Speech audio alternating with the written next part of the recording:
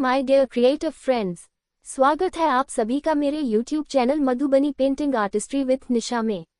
आज मेरा ये पहला वीडियो है YouTube पर मधुबनी पेंटिंग के ऊपर। उम्मीद है आप लोगों को पसंद आएगा और आप सब भी हमें सपोर्ट करेंगे।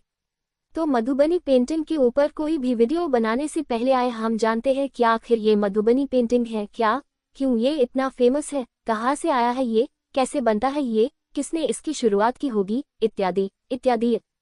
तो चले शुरू करते हैं आज का वीडियो। मधुबनी पेंटिंग की जानकारी बताने के क्रम में सबसे पहले आए जानते हैं मधुबनी पेंटिंग की उत्पत्ति यानी कि ओरिजिन के बारे में। उत्पत्ति 1. भौगोलिक स्थिति भारत के बिहार के मिथिला क्षेत्र से निकलती है। 2. सांस्कृतिक जड़ें मिथिला क्षेत्र की सांस्कृतिक पहचान का अभिन्न अंग।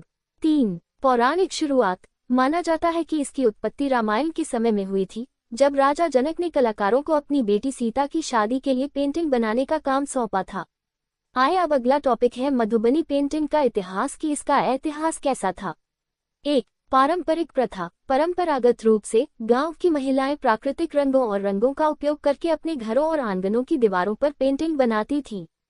2. विषय वस्तु और रूपांकन सामान्य विषयों में हिंदू देवता, पौराणिक कथाओं के दृश्य, प्रकृति और लोक कथाएं शामिल हैं।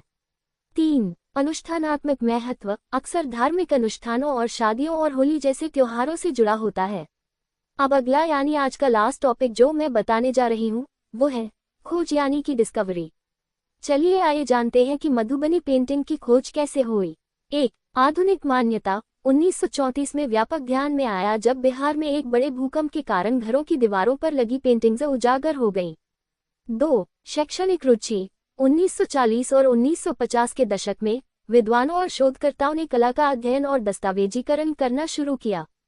3. व्यावसायीकरण दीवार पेंटिंग से कागज और कैनवास तक संक्रमण, जिससे व्यावसायीकरण हुआ और मधुबनी कला का वैश्विक प्रसार हुआ। 4. सरकार और गैर सरकारी संगठनों का समर्थन भारत की सांस्कृतिक विरासत के हिस्से के रूप में मधुबनी पेंटिंग को संरक्षित और बढ़ावा देने के लिए भारत सरकार और गैर सरकारी संगठनों द्वारा विभिन्न पहल। चलिए तो उम्मीद है कि आप लोगों को आज का इंट्रोडक्शन क्लास समझ में आया होगा। इससे रिलेटेड कोई भी क्वेश्चन हो तो आप कमेंट करके पूछ सकते हैं। तो चले मिलते हैं अगले वीडियो में कुछ नए टॉपिक के साथ, तब तक के लिए धन्यवाद।